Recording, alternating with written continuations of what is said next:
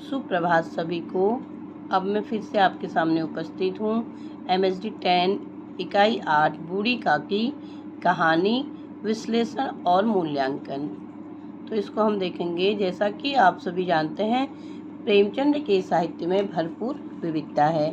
सेवा सदन, रंगभूमि, गबन, गोदान जैसे उपन्यासों के अतिरिक्त उन्होंने नाटक, निबंध, अनुदित साहित्य, बाल साहित्य, पत्र साहित्य की रचना की है। प्रेमचंद के 300 से ऊपर का प्रकाशित कहानियों में बूढ़ी काकी एक महत्वपूर्ण कहानी है। बूढ़ी काकी का पहला प्रकाशन इसी नाम से उर्दू की मासिक पत्रिका कहकशां में सन 1920 की जुलाई में हुआ था। श्री शारदा में यह कहानी हिंदी की कहानी के अवतार में जनवरी 1921 में प्रकाशित हुई।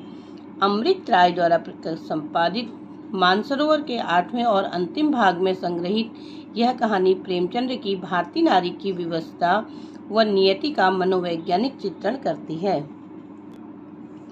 कहानी में अनाम विधवा ब्राह्मणी बूढ़ी काकी अपनी युवा संतानों को खोने के बाद बुढ़ापे में सहारे के लिए 150 रुपये वार्षिक आय वाली संपत्ति अपने एकमात्र भतीजे बुद्धिराम के नाम लिख देती है। बुद्धिराम और उसकी पत्नी रूपा अपने वादे, दायित्व और नैतिकता को भूलकर बूढ़ी काकी पर अत्याचार करने लगते हैं, उन्हें प्रताड़ित करते हैं और पेट भर भोजन भी नहीं देते हैं। बुद्धिराम के दोनों बेटे भी माँ बाप की देखा देखी बूढ़ी काकी को चिढ़ाते और सताते रहते हैं, जबकि भाइयों के भय से बुद्धिराम की नन्ही लाडली बूढ़ी काकी की शरण लेती है एवं उनसे लगाव रखने लगती है। बूढ़ी काकी के पास रोने के अलावा और कोई चारा नहीं होता है। बुद्धिराम के बड़े पुत्र मुखराम का तिलक उत्सव होता है तो बूढ़ी काकी के मन में आश जगती है कि एक लंबे अंतराल के बाद उन्हें स्वादिष्ट भोजन प्राप्त होगा। तो देखिए, जो बूढ़ी काकी के मन में आश जगती है, क्या वो पूरी होती है? क्षुधा पीड़ित व आंखों व हाथ पैरों से लाचार वृद्धा को बालपने जैसी आतुरता दिखाने के कारण एक बार रूपा और उसकी दूसरी बार बुद्धिराम से अपमानित होना पड़ता है।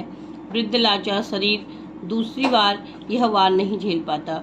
देर रात जब लोगों के सोने के बाद लाडली चुपके से वृद्धा के पास अपने हिस्से की पूड़ियाँ वो उसको किस्में छुपा के ले जाती है, जिन्हें वह सबकी नज़रों से बचाकर अपनी गुड़िया की पिटारी में भर देती है, लेकर जाती है।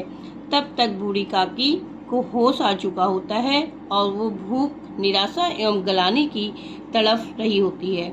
लाडली के हिस्से की पूरियों से वृद्धा की क्षुधा शांत नहीं होती है और वे लाडली से आग्रह करके उसी के सहारे आंगन में पहुंचकर मेहमानों द्वारा पत्तलों में छोड़ी गई जूठन से अपनी भूख मिटाने लगती है। जैसे ही रूपा के द्वारा ये देखा जाता है तो रूपा की आंख खुलती है। आंगन का हृदय विदारक मार्मिक दृश्य देखकर रूपा का हृदय शोक, करुणा और अधर्म का भागी होने के भय से उठता है। उसका हृदय परिवर्तित होता है और तब वह बूढ़ी काकी को आदर पूर्वक भोजन कराती है और भोजन कराने के बाद अपने अभी तक के किए गए कार्यों के लिए वो बूढ़ी काकी से माफ़ी मांगती है। तो हमने देखा ये बूढ़ी काकी कहानी का जो विश्लेषण है और बूढ़ी काकी की जो सबसे ज़्यादा मदद की गई या बूढ़ी काकी को जिसके द्वारा खाना मिला वो कौन थी? बुद्धिराम की बेटी। धन्यवाद।